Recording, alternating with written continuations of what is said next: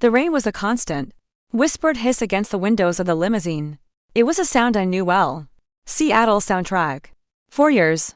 I found it comforting. The gentle drumming on the roof was a sound of home, a backdrop for evenings spent sketching designs, for the low murmur of a movie on the television, for the sound of my son's soft breathing from the room down the hall. But today, the rain felt like an accusation.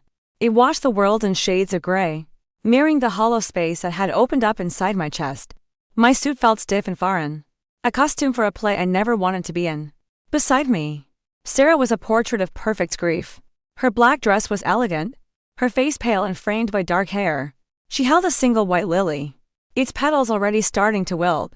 Every few minutes, a delicate, shuddering sob would escape her lips. People would look at her with such pity. They would see a grieving mother, broken by loss. I saw a stranger. The cemetery was a sea of black umbrellas. Each drop of rain that struck mine sounded like a tiny drumbeat, counting down the seconds to a moment I couldn't bear. The priest's voice was a low drone, lost to the wind. He spoke of angels in heaven, of peace and eternal rest. The words meant nothing. They were just sounds, empty shapes in the cold air. My mind drifted away from them, seeking refuge in a memory. Noah, age 4. He was sitting on the living room floor, surrounded by a fortress of colorful blocks. The late afternoon sun streamed through the window, catching the dust motes dancing in the air. He was humming a little tune, a song he'd made up himself, as he carefully placed a yellow block on top of a blue one. He looked up at me, his eyes wide and serious. "Look, Daddy," he had said, his voice full of pride. "I'm building a house for the sun. A house for the sun. As an architect, I build things meant to last. Concrete and steel, glass and wood. Structures designed to withstand time and weather. But my son, my beautiful, brilliant son, was gone in the space of 6 short months. His fortress of blocks had offered more permanence than his own small body. A hand touched my arm. It was Emily, my sister. Her face was etched with a sorrow that felt real, that mirrored my own. "Liam," she whispered, her voice cracking. "It's time." I looked toward the small, polished casket. It seemed impossible that my son, with all his energy, his laughter, his boundless life, could be contained in such a small, silent space. I watched as they lowered it into the dark earth. The sound of the first shovelful of dirt hitting the wood was the most violent sound I had ever heard. It shattered the world. Beside me, Sarah let out a heart-wrenching cry and collapsed against her mother. The performance was complete. The reception back at our house was a special kind of hell. The air was thick with the scent of lilies and catered food. People I barely knew drifted through our home, murmuring condolences. "He's in a better place. He was a beautiful boy. Be strong for her." Each platitude was a small, sharp stone thrown against my raw nerves. Our house, the one I had designed myself with its open spaces and clean lines, felt claustrophobic. Every corner held a ghost. I saw Noah's small handprints on the glass of the patio door.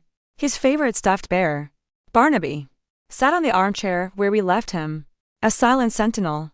The crayon marks under the kitchen table, the one Sarah always meant to clean, were now a sacred text. Sarah moved through the crowd with a practiced grace. She accepted hugs, her eyes brimming with tears. She spoke in a hushed, broken voice about Noah's courage. She was playing the part of the grieving mother flawlessly. I wondered if I was the only one who could see the cracks in the facade, the way her eyes would occasionally dart toward the door, the slight impatience in her touch. Or maybe I was going crazy.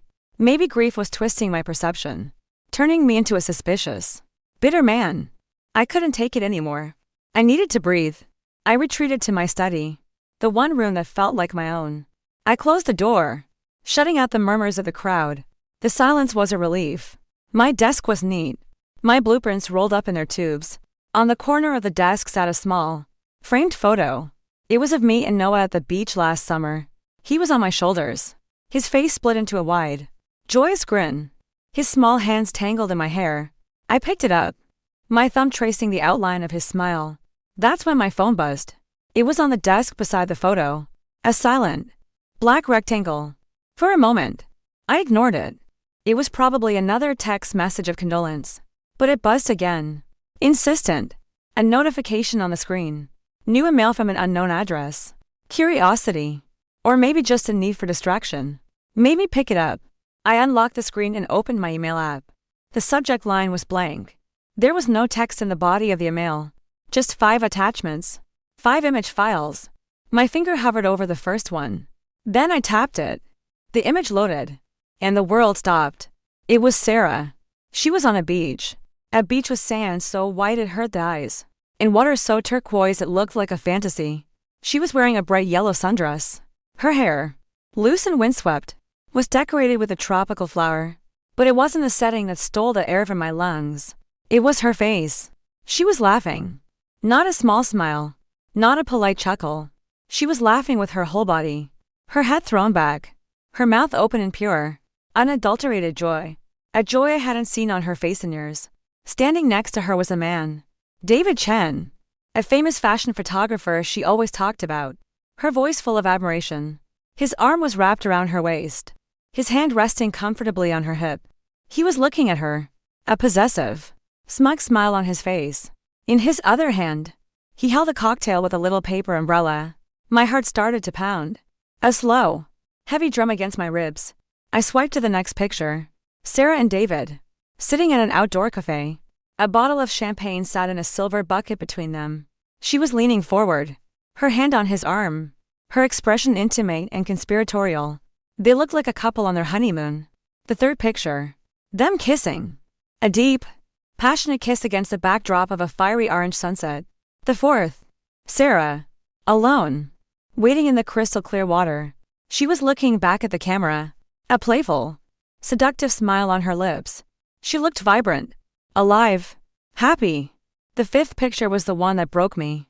It was a close-up of Sarah. She was asleep, her head resting on a pillow. The morning light streamed in from a window, illuminating her peaceful face. She looked content, safe. It was a picture a lover takes, a picture I hadn't taken in a very long time. I stared at the phone, my mind struggling to process the information. My fingers trembled. I checked the date the email was sent. Today. An hour ago. During my son's funeral. I looked for the date on the photos themselves. The metadata was still there. I clicked on it. Last Tuesday.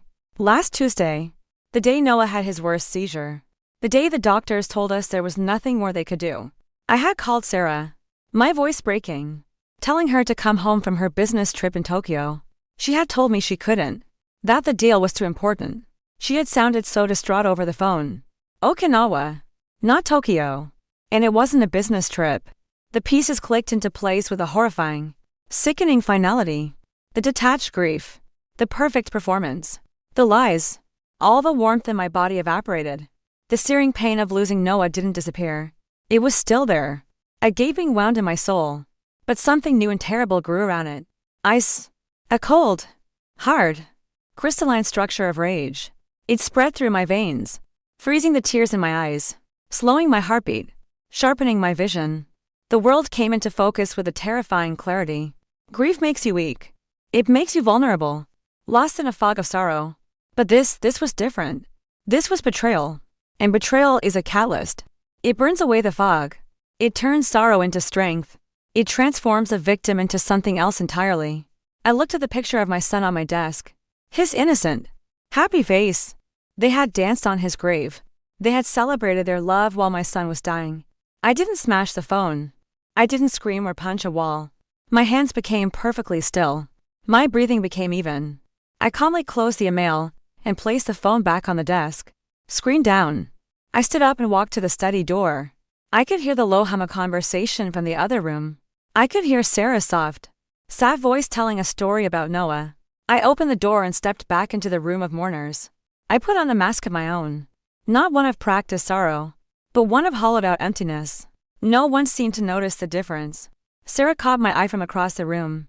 She gave me a small, mournful smile. A smile that said, "We're in this together." And in that moment, looking at the woman I had married, the mother of my dead son, I felt nothing but a cold, calm, and absolute certainty. She had built her happiness on the ruins of my world, and I, an architect, would now design her destruction. The days that followed the funeral bled into one another. A monotonous smear of gray. The sympathy cards stopped arriving. The casseroles and baked goods left on our doorstep dwindled. The world, which had briefly paused to acknowledge our loss, began to spin again. leaving me in a state of suspended animation. Sarah went back to work after a week. She said keeping busy was the only way she could cope. I watched her leave each morning, dressed in her impeccable, stylish armor, a briefcase in one hand and a takeaway coffee in the other. She looked like a woman marching into battle, not one shattered by grief. I didn't go back to my firm. I couldn't. The very idea of designing spaces for happy families to live in, of creating nurseries and playrooms, felt like a cruel joke. My partners were understanding. Take all the time you need, Liam, they said. So I stayed home. I wandered the silent rooms of the house I had built, a ghost in my own life. But I wasn't idle. The cold purpose that had crystallized inside me on the day of the funeral was my secret companion. Grief was the tide that threatened to pull me under, but the thought of revenge was my anchor. It was the only thing that felt real. My evenings were spent in my study. I told Sarah I was working, sketching, trying to find my way back to my craft through quiet creation. She accepted it without question. It fit the narrative of the grieving artist. She would come in, place a cup of tea on my desk, kiss the top of my head, and whisper, "Don't work till late, honey." Her touch felt like a spider crawling on my skin. I would nod, my eyes fixed on the blank architectural paper in front of me, and wait until I heard her footsteps recede down the hall. Then, my real work would begin. I started with the foundation. I needed to understand the enemy. I spent hours online, not looking at blueprints or building materials, but at David Chen. His professional website was a monument to his ego. Glossy photos of supermodels, dramatic editorials for high-end magazines. His bio described him as a visionary artist who captures the raw essence of beauty. He was celebrated, sought after, a minor celebrity in the world Sarah so desperately wanted to conquer. His social media was a curated feed of exotic locations, exclusive parties, and beautiful people. It was a world of surfaces, where everything was art-directed to perfection. Then I turned my attention to Sarah. Her digital footprint was just as meticulously crafted. Her Instagram was a gallery of her success. Photos of her speaking at conferences, accepting awards, posing with industry leaders. Sprinkled throughout were the carefully selected family pictures. Sarah and Noah at the pumpkin patch. Sarah and Noah baking Christmas cookies. Sarah and me, a seemingly happy family. Each photo was a lie, a carefully chosen prop to build her brand, the woman who has it all. Her most recent post was from 3 days after the funeral. It was a black and white photo of Noah's tiny hand holding her finger. The caption was a masterpiece of performative grief. "My heart will never be whole again. My beautiful angel. You taught me the meaning of love. I will carry you with me. Always." It had thousands of likes, hundreds of comments pouring out sympathy. "So sorry for your loss, Sarah. You are the strongest woman I know." The hypocrisy was so profound it was almost artistic. She was using our son's death as content, as another opportunity to fortify her public image. I realized then that a conventional revenge exposing the affair, a messy divorce would be insufficient. It would be ugly and loud. And she would spin it. She would cast herself as a victim, a woman who sought comfort in a moment of unbearable pain. People would forgive her. No. I had to dismantle her creation. I had to destroy the one thing she truly loved, her image. I needed to make her meticulously constructed world collapse. And I had to do it in a way that left no doubt as to who the villain was. I had to use her own stage to orchestrate her downfall. My first concrete step was practical. I told Sarah I was thinking of selling the house. "I can't stay here, Sarah," I said, my voice carefully modulated to sound broken. Too many memories. Her eyes widened in alarm. This house, my first major architectural achievement, featured in magazines, was a huge part of her identity. "Liam, no. This is our home. This is Noah's home. He's not here anymore," I said, letting a tear slide down my cheek. "Every room I walk into, I see him. It's killing me." She rushed to my side, wrapping her arms around me. Okay, Liam. We won't sell. We'll get through this together. Whatever you need." But the seed was planted. The next day, I said, "Maybe I don't need to sell it. Maybe I just need to transform it. Do something with the pain. Create something for him. A memorial. I don't know." Her eyes lit up. I could see the gears turning in her head. A memorial project, designed by her grieving genius husband. The potential for good press was enormous. "Liam, that's a beautiful idea," she said. her voice filled with manufactured emotion. "What are you thinking?" "I'm calling it the Noah Project," I said. "I want to build a tribute to him. Something that captures who he was. Something that tells his story." "Oh, Liam." She hugged me tightly. "He would love that. We can host a fundraiser. We can get the community involved." "No," I said firmly. "This is personal. It's just for me." For him. My feigned reluctance only made her more determined. Over the next week, she dropped hints about it to her friends. She made a vague post online about how art is helping us heal. She was preparing the ground, building the narrative. I had given her the script, and she was playing her part perfectly. While she was busy crafting her next social media post, I was in the garage, clearing a space. I set up workbenches and brought down my precision tools. I ordered specialty woods, resins, and miniature fabrication equipment. I began to build. My project was not some abstract sculpture or a memorial garden. It was a scale model. A perfect 1/12 scale replica of our house. Architecture is a profession of details. Every measurement must be exact, every angle precise. And I poured all of my focus, all of my pain, all of my cold rage into this model. I started with the foundation and the frame, cutting tiny wooden beams and joining them together with the precision of a surgeon. As I worked, my mind was calm. This was familiar territory, creating order out of chaos, building something from nothing. Sarah would occasionally come down to the garage to see my progress. She saw a collection of wooden tools. She saw her husband, lost in his work, and it reassured her. He was coping. He was channeling his grief. "It's incredible, Liam," she would say, looking at the intricate frame. "It's going to be a masterpiece. It's for Noah," I would reply, my voice flat, not looking up from my work. One evening, I found something. I was looking for an old set of Allen keys in a storage box in the back of the garage. It was a box of old electronic-suited hard drives, tangled cables, old digital cameras. At the bottom was one of Sarah's old laptops, one she hadn't used in a couple of years. She claimed it crashed and was useless. I remembered she had been adamant about just getting a new one instead of trying to fix it. That night, after she was asleep, I took the laptop to my study. I wasn't a tech expert, but one was methodical. I spent hours researching data recovery software. I carefully removed the hard drive from the old machine, connected it to my computer via an external enclosure, and started the recovery process. It took all night. I sat there, watching the progress bar crawl across the screen, listening to the quiet hum of the machine. As the sun began to cast a pale gray light into the room, it finished. A folder appeared on my desktop, recovered files. My heart hammered against my ribs as I clicked it open. It was a digital ghost town. Old work documents, vacation photos from years ago, music files. I started sifting through the folders, my eyes scanning for anything. And then I found it. A folder named Drafts. Inside were dozens of unsent emails and chat logs. Chat logs with David Chen that went back 3 years. I began to read, and the full, sordid scope of their betrayal unfurled before me. It wasn't a recent fling. It wasn't a mistake made under pressure. It was a long, calculated affair. They mocked me in their messages. My quiet nature, my preference for a night in over a loud party, my boring obsession with my work. I was a stable, reliable foundation that allowed her to live her secret, exciting life. There were details about their trips: Paris, Milan, and finally, Okinawa. They had planned the Okinawa trip months in advance. It was meant to be a celebration of a new campaign she had landed for her company. Noah's final, rapid decline had been an inconvenient complication. One set of messages made my blood run cold.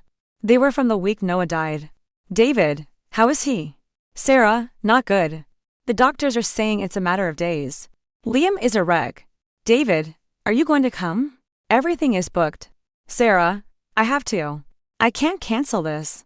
I'll tell him it's a critical work trip to Tokyo. He won't question it. I need this.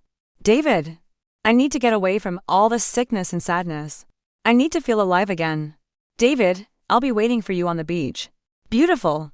"Sarah, I just feel so trapped. I love Noah. Of course I do. But this has been my whole life for 6 months. Hospitals, medicine, crying. I deserve a little happiness." I leaned back in my chair, the screen glowing in the dark room. She deserved a little happiness. The words echoed in the silent house. She had left her dying son. She had lied to her grieving husband. Because she felt trapped. Because she deserved it. The rage I felt was no longer a cold, hard thing. It was white hot. But my hands remained steady. My purpose was now absolute. This wasn't just about exposing an affair anymore. This was about justice. Justice for Noah. I copied the chat logs onto a secure, encrypted flash drive. Then I wiped the old hard drive clean, reinstalled it in the laptop, and put the machine back in the storage box exactly where I found it. No trace. I went back to the garage as the sun came up. I looked at the skeleton of the house I was building. It was no longer just a memorial. It was a stage. And I knew, with chilling certainty, exactly how the final act would play out. I had all the props I needed. The next 2 months were a study in duality. To the outside world. And especially to Sarah. I was a man slowly, painstakingly rebuilding himself. I was a dedicated artist. The grieving father finding solace in creation. I worked on the model with a monk-like devotion. I spent my days in the garage, the scent of sawdust and with glue clinging to my clothes. The house began to take shape, moving from a skeletal frame to a structure with walls, floors, and a roof. I replicated every detail with obsessive precision, the exact grain of the hardwood floors, the subtle texture of the living room wallpaper, the tiny, individual shingles on the roof. Each piece I crafted was an act of meditation. As I cut a miniature 2x4, I remembered using a real one to build the treehouse for Noah in the backyard. As I mixed a small batch of paint to match the color of his bedroom walls a soft blue, called summer sky, I remembered him pointing at the color swatch, his small face serious, declaring it the color of a superhero's cape. These memories were no longer just painful. They were fuel. They were the stones I used to build my fortress of resolve. Sarah, meanwhile, was thriving, with me safely tucked away in the garage, pacified by my project. She was free. She returned to her social life with a vengeance, framing it as a brave attempt to find normalcy. She attended charity galas and industry events, her face always artfully composed in a mask of dignified sorrow. She was brilliant at it. She could be laughing with a client one moment, and the next, if someone mentioned Noah, her eyes would well up beautifully. Her voice would drop to a tragic whisper. She was collecting sympathy like a currency. And she continued to promote my work. Liam is pouring his whole soul into it. I overheard her saying on the phone one evening, "It's his way of keeping Noah's memory alive. It's going to be, and I don't say this lightly, a masterpiece of therapeutic art." She was already branding it, curating the story for public consumption. Her relationship with David Chen had become more discreet, but it was far from over. They were no longer careless. No more pictures. But I knew. I saw the signs. The late-night texts that she would quickly hide if I walked into the room. The hushed phone calls she would take out on the patio. The unexplained credit card charges from fancy restaurants I knew we hadn't been to. I didn't need proof anymore. I had the truth locked away on a flash drive. My job now was not to discover, but to build. My secret work continued at night. I became a different kind of architect, designing not a structure of wood and nails, but one of information and exposure. I knew I couldn't just dump the chat logs online. That would be messy. An act of raw anger. My revenge had to be elegant. It had to be undeniable. It needed a grand unveiling. I began to cultivate a relationship with Ava Ramirez. She was a well-respected journalist who wrote a popular column on architecture and design for a major Seattle publication. I had met her a few times at industry events before Noah got sick. I sent her an email, explaining that I was working on a deeply personal project to honor my son, and that I was thinking of documenting the process. I told her I admired her work and her sensitive approach to storytelling. She responded almost immediately, full of warmth and compassion. We met for coffee. I was nervous, but I channeled the hollowed-out man everyone expected me to be. I spoke about Noah, my voice thick with genuine emotion. I told her about the model, how recreating the space where he lived felt like the only way I could hold on to him. Ava was captivated. "Liam, this is an extraordinary story," she said, leaning forward, her eyes sincere. "It's about loss, but it's also about how we create, how we build our way through the darkness." I would be honored to tell it. This was the first major piece of my plan falling into place. Ava would be my narrator. She would be the credible, objective voice that would frame the story for the public. Over the next few weeks, she became a regular visitor to my workshop. I let her photograph my progress. I shared anecdotes about Noah, linking them to specific parts of the model. "This is the front door," I'd say, holding up a perfectly scaled miniature.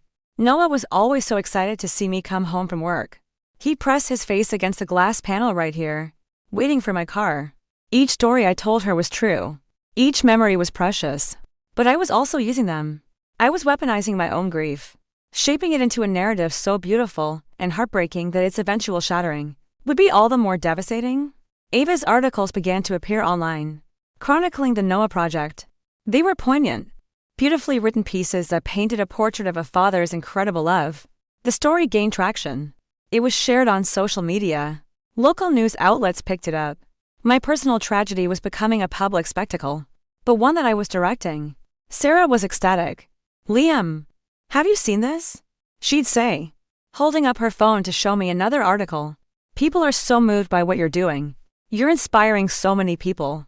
She saw it as a reflection of her own strength, her own perfect family narrative now tinged with a noble tragedy. As the model neared completion, I moved on to the next phase, the interior. I furnished the tiny rooms with miniature replicas of our furniture. I found a dollhouse artisan online who could create a tiny, perfect version of Noah's favorite armchair. I printed out her family photos and reduced them to the size of postage stamps, placing them in tiny, delicate frames. I hung them on the walls of the model. Pictures of Noah's first birthday, a family trip to the mountains, me and Noah, asleep on the couch, Sarah, Noah, and me, smiling for the camera on Christmas morning. I populated the house with her happiness, freezing it in time. One night, Sarah came into the garage. She had been at a work dinner that ran late. She was slightly drunk, her cheeks flushed. She stood behind me, watching as I carefully placed a miniature storybook on the nightstand in Noah's tiny bedroom. "It's like his own little dollhouse," she said, her voice soft and slurry. "He would have loved it." "Yeah," I said, my focus entirely on the model. "He would have." She put her arms around my neck from behind, resting her chin on my shoulder. Her breath smelled of wine. "You know," she whispered, "I'm proud of you, Liam. So proud of how you're handling this. You're so strong." I stiffened at her touch. The urge to shrug her off, to turn around and show her the chat logs on my computer, was immense. I wanted to scream in her face, to ask her how she could stand there and pretend, how she could touch me with the same hands that had held her lover while our son was dying. But I held it in. I let the wave of rage wash over me and recede, leaving the cold, hard shore of my purpose behind. I had to see this through to the end. The performance had to be perfect. "I'm just doing what I have to do," I said, my voice quiet. "When it's finished," she said, her voice full of excitement, "we have to show it properly. Not just in the garage. We could get a gallery space. David knows some people. We could make it a real event. A tribute." There it was. She had walked right into the heart of my plan. "I don't know, Sarah," I said, feigning reluctance. "It feels so personal." "No, Liam. It's bigger than that now," she insisted. "Ava's articles. People are invested. They want to see it. It would be a beautiful way to honor him, to celebrate his life." Celebrate. The word was a slap in the face. Okinawa was a celebration. This was a reckoning. "Maybe," I said, pretending to consider it. "Let me think about it." I knew her. I knew she wouldn't let it go. And she didn't. The next day, she told me she had already made a few calls. David had a connection at a very chic, very exclusive art gallery downtown. They were interested. They had a potential opening in their schedule in a month's time. "It's perfect, Liam," she said, her eyes shining. "It's all coming together." Yes, I thought to myself as I looked at the perfectly rendered, happy little home I had built. It was all coming together. She was so busy producing the show.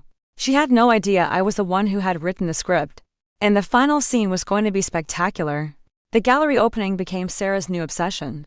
It was the perfect synthesis of all her desires: the art world, the media spotlight, a tragic backstory, and a starring role for her.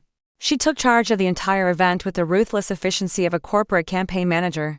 She coordinated with the gallery owner, a sleek, intimidating woman named Isabel who saw the commercial potential in my grief. She hired a PR firm. She and David worked together on the visuals for the event, planning the lighting and the press materials. Watching them huddle together over guest lists and canapé selections, their heads close, their voices a low murmur, was like watching two jackals planning to feast. They thought they were promoting my masterpiece. In reality, they were building their own guillotine. I played my part. I was a reclusive artist. I gave them what they wanted, quiet compliance. When Sarah asked for my input on the invitations, I would just nod and say, "Whatever you think is best." When David came by the workshop with a light meter to capture the right mood for the promotional photos, I stayed silent, letting him pose and frame my work. My pain, as if it were one of his fashion shoots. His arrogance was breathtaking. He moved around my space, the space where I communed with the memory of my son, with an air of ownership. He was no longer just the man in the pictures. He was a physical presence in my life, an infection I had to tolerate in order to let the disease run its course. Eva Ramirez's final article was published the week before the exhibition. It was a masterpiece of emotional storytelling, complete with David's dramatic, artfully lit photos of me in the workshop, looking like a haunted genius. The article was titled "The Architect of Memory." It spoke of my brave and beautiful act of alchemy, turning unbearable loss into a timeless work of art. It built me up into a symbol of a father's enduring love. The article went viral. The gallery was flooded with calls.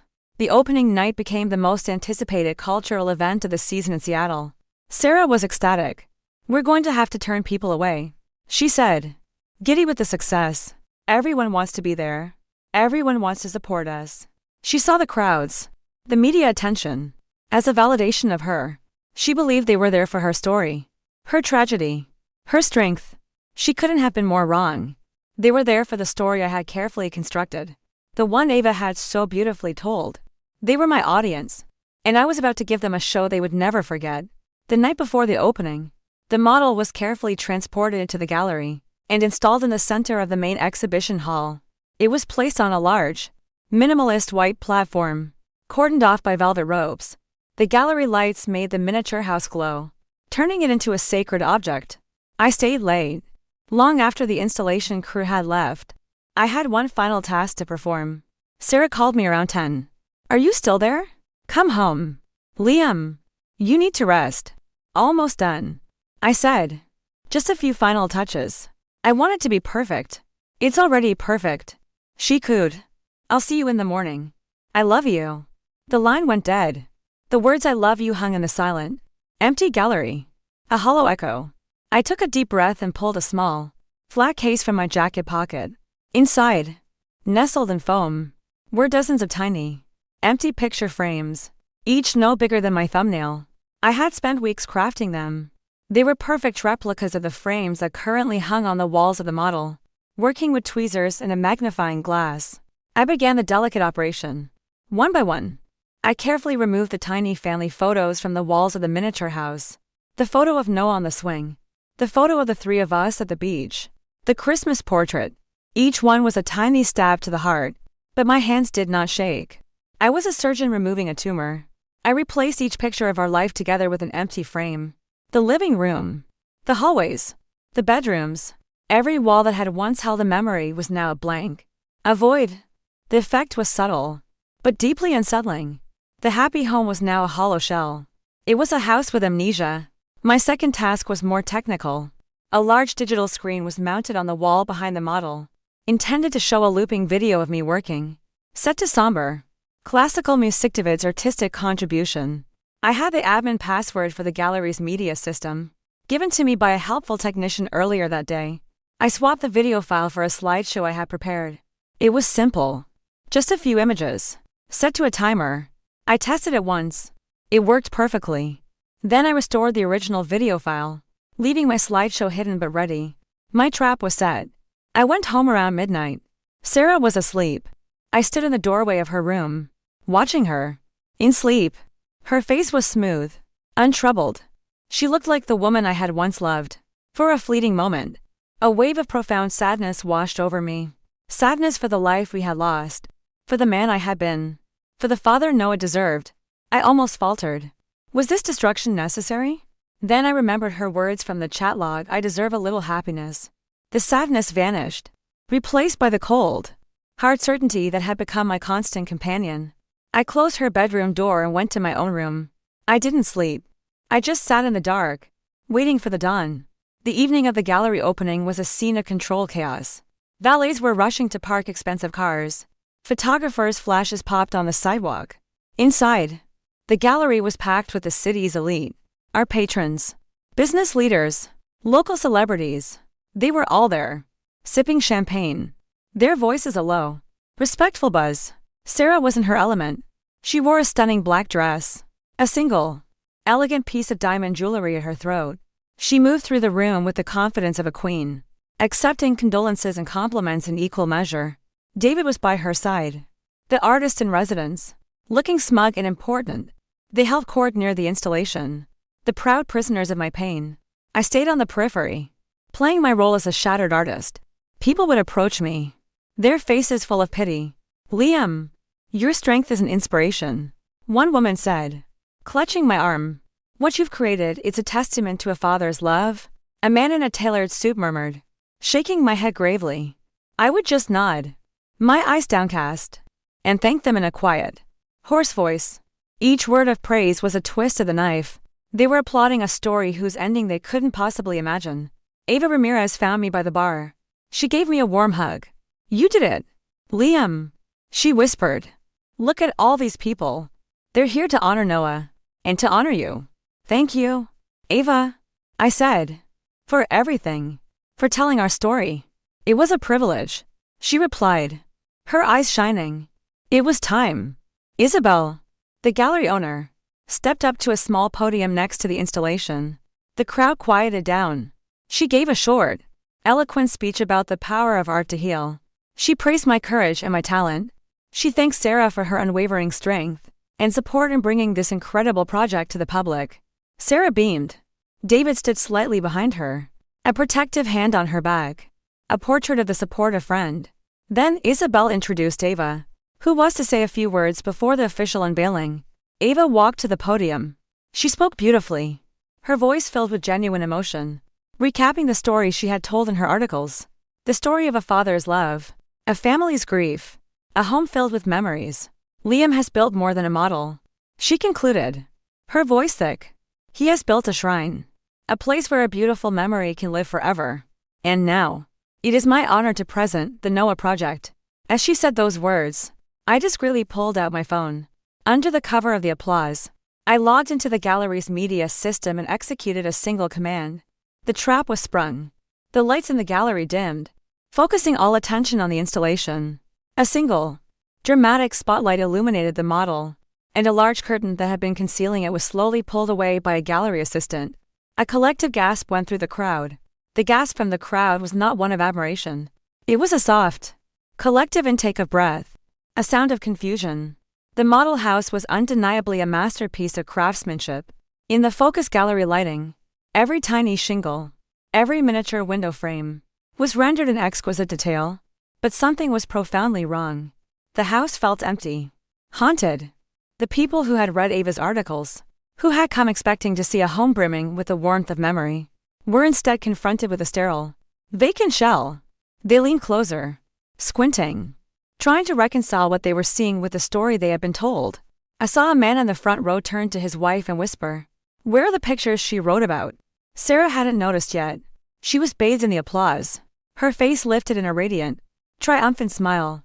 She squeezed David's arm, sharing in their perceived victory. It was the proudest moment of her life. She was the star of this beautiful, tragic play. But the applause was faltering, dying down into a confused murmur. Her smile began to flicker. Her eyes darted around the room, sensing the shift in mood. Then, she casually looked at the model. Her smile vanished. It didn't just fade. It was wiped clean from her face, leaving behind a slack-jawed mask of disbelief. She took a step closer to the velvet rope, her eyes scanning the miniature walls. She saw what everyone else was seeing, the empty frames. Dozens of them.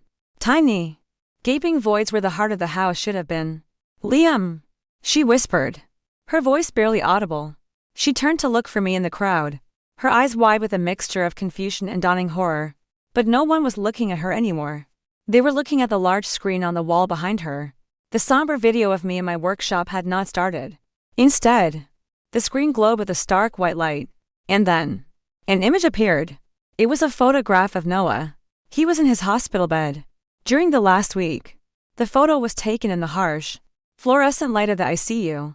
He was so small, so pale, his face gaunt, Tubes snaked from his thin arms. His favorite stuffed bear, Barnaby, was tucked beside him, a lone spot of color in a sea of sterile white. He looked fragile, exhausted, but his eyes were open, staring at something just beyond the camera. There was no caption, no text, just the image. And below it, in small, clean type, a date, October 12th. A hush fell over the gallery. The silence was absolute, heavy with a shared, uncomfortable sorrow. People looked away from the screen, then back again, as if drawn by a force they couldn't resist. Sarah stared at the image, her hand flying to her mouth. This was not part of the plan. And then, the screen changed. The image of Noah slid to the left, shrinking to fill half of the screen. On the right half, a new photo appeared. It was Sarah, on the beach in Okinawa, laughing. Her head was thrown back in that same expression of pure, unadulterated joy from the picture I had received. She was vibrant, tanned, alive. The sun and the turquoise water created a perfect backdrop of paradise. Below her picture, a single word appeared, Okinawa, and beneath that, the same date, October 12th. The two images remained on the screen, side by side, a diptych from hell. The silence in the room broke. It was replaced by a wave of sharp, shocked whispers. People turned to look at Sarah, their faces no longer filled with pity, but with a dawning, horrified comprehension. The naivete beautiful story of a grieving mother's strength had just been ripped to shreds. In front of their eyes, Sarah's face went white. She stumbled back a step, as if she'd been physically struck. She looked from the screen to David, her eyes pleading. David was frozen, his smug expression replaced by one of pure panic. He looked like a cornered animal. The slideshow continued.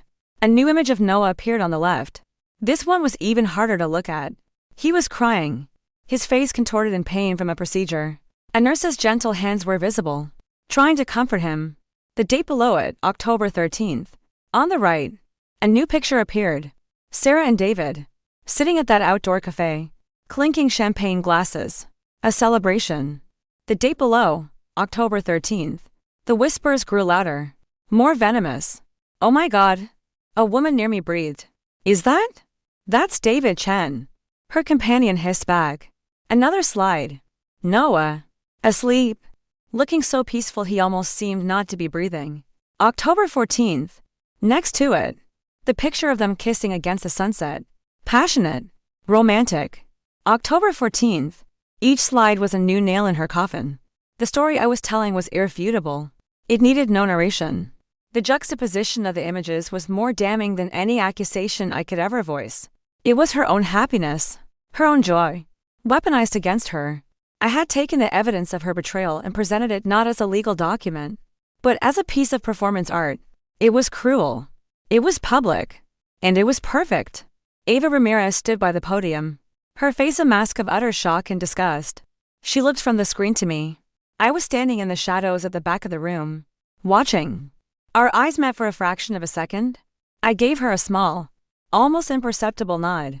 It was a confession and an apology all in one. Her expression hardened, and she turned her gaze back to Sarah, her eyes cold with judgment. She, more than anyone, understood the depth of the deception. I had used her, and she knew it. But she also knew who the real villain was. The final slide appeared on the screen. On the left, a picture of Noah's empty hospital bed, the sheets neatly turned down after he was gone. October 15th. And on the right, the most intimate picture of all, Sarah, asleep in the morning light of their Okinawa hotel room, looking peaceful, content, loved. The date, October 15th, the day my son died. The screen went black. The silence that followed was different. It was thick with condemnation. No one was looking at the art anymore. Every single eye in that gallery was fixed on Sarah and David. The spotlight that she had so desperately craved was now an interrogation lamp. There was nowhere to hide. She began to hyperventilate, her chest heaving. "No," she stammered, shaking her head. "No, it's not what it looks like." But her words were lost in the rising tide of murmurs. A reporter from a local news channel, who had been invited to cover the art opening, was already speaking quietly but urgently into his phone. Photographers who had been there to capture a sophisticated social event were now lifting their cameras, their lenses trained on Sarah's crumbling face. They smelled blood. Sarah looked wildly around the room, her eyes finally landing on me. I had stepped out of the shadows. I was no longer the broken man. My face was calm, my posture straight. Our eyes locked across the crowded room. In my gaze, she didn't see anger or sadness. She saw the cold, detached satisfaction of an architect admiring his finished work. And in that moment, she knew that I had been the one to build this entire elaborate trap. Every sympathetic conversation, every hour in the workshop, every article, every interview, it had all been a lie. A carefully constructed path leading to this single, ruinous moment. Liam, she breathed, her voice a ragged plea. How could you? I didn't answer. I didn't need to. I simply held her gaze. I let her see the truth in my eyes. The truth that her betrayal hadn't just broken my heart, it had forged it into something hard, and sharp, and patient. Then, I turned my back on her, and I walked out of the gallery. Behind me, I heard the first of the camera flashes begin to explode, like a volley of gunfire. I didn't go home. I couldn't. The house I had so painstakingly recreated in miniature was now just as much of a stage as the gallery. It was a crime scene, tainted by her lies and my cold-blooded preparations for revenge. Instead, I drove aimlessly through the rain-slicked streets of Seattle, the city lights blurring into long streaks of color through the windshield. I didn't feel triumph. I didn't feel the cathartic release I had imagined. I just felt quiet. The roaring fire of my rage, the one that had kept me going for months, had burned itself out, leaving behind nothing but a vast, gray landscape of ash. The project was finished. The demolition was complete. And now, I was left standing in the rubble. My phone started buzzing incessantly, a constant, frantic vibration in my pocket. I knew who it was. I didn't answer. I just turned it off and tossed it onto the passenger seat. I didn't want to hear her voice. Not her rage. Not her tears. Not her excuses. The silence was a bomb. I ended up at Gasworks Park. I parked the car and walked out onto the grassy hill. The drizzle cold on my face. Across the water, the lights of the city skyline glittered against the dark belly of the clouds. It was a view I had always loved, one I had brought Noah to see many times. We would sit here and watch the seaplanes take off and land on Lake Union. He called them waterbirds. I found a bench and sat down. The wet metal cold through my suit. The cacophony of the gallery felt a world away. Here, there was only the hiss of the rain on the grass and the distant hum of the city. My work was done. The truth was out. The story would now write itself. And it did. By the next morning, it was everywhere. The art opening from hell. The society pages had a field day. The news channels ran the story with a grim fascination. Online, it was a firestorm. Grieving mother's paradise vacation while son was dying. The headlines were brutal and merciless. David Chen's pristine photographs, once symbols of beauty and glamour, were now exhibits A and B in a trial of public opinion. Sarah's carefully curated image was shattered into a million pieces. She wasn't just an adulterer. She was a monster. The public that had so eagerly offered her their sympathy now turned on her with a righteous fury. Her company put her on an indefinite leave of absence. David Chen was dropped by his agency and several major clients. His name, once synonymous with high fashion, was now synonymous with moral bankruptcy. They were ruined. Not financially. Not yet. But in the world they inhabited, reputation was everything. And theirs was gone forever. My sister Emily called me a few days later. I was staying at her small apartment, sleeping on her couch. I saw the news. Liam, she said, her voice careful. Are you okay? I don't know what I am. I answered honestly. What you did, she started. Then paused. It was terrible. And magnificent. I worry about you. Where do you go from here? It was the question I had been asking myself.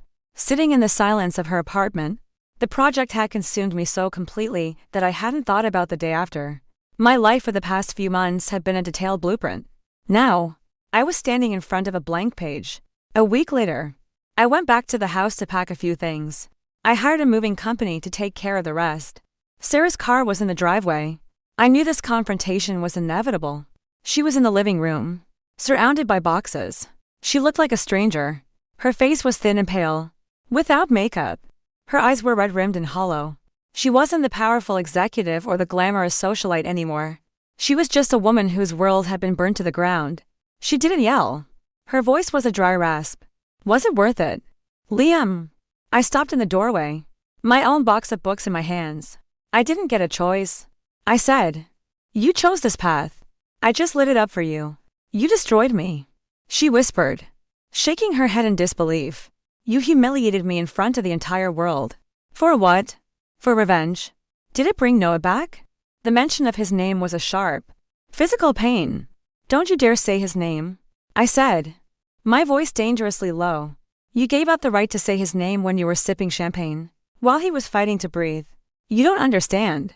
She cried, tears finally spilling down her cheeks. I was suffocating. I was in pain, too. I handle things differently. Differently? I let out a short, harsh laugh. You ran away. You left him. You left me. You went to paradise with your lover because you deserved a little happiness. Her face went pale. She knew I had seen the messages. The final piece of the puzzle clicked into place for her. I have nothing left, she said, her voice breaking. My job is gone. My friends won't answer my calls. David is gone. You've taken everything from me. I looked around the room, at the ghost of our life together. The spot on the floor where Noah took his first steps. The fireplace where we hung our stockings every Christmas. This had all been mine, too. And she had taken it from me first. She had burned it all down with her lies. Long before I ever built my model. You're wrong, I said, my voice flat and devoid of emotion. I didn't take everything from you. I just took away the lies. What's left, that's all you. That's what you built for yourself. I turned and walked out of the room, leaving her standing there among the boxes. I didn't look back. I got in my car and drove away from the house I had built. The home I had lost twice. The divorce was quiet and quick. She didn't fight it. What was left to fight for? The house was sold. Our assets were divided. We went our separate ways. To strangers bound by a tragedy and a betrayal that would forever define us. Months have passed. The seasons have changed. The rain has given way to a fragile Seattle spring. I have my own small apartment now, overlooking the water. It's sparse, minimalist.